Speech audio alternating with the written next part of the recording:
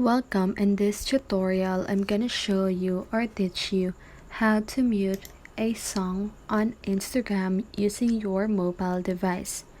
So, if you want to know how I did it, just keep on watching. But first of all, if you are using Android phone, don't worry because the process is still the same. So let's get started. So first of all, you want to launch your Instagram app. And here, when you scroll down, as you can see here, there's a video, right?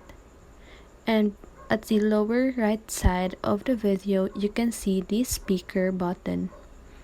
So once you click on that, the music will play.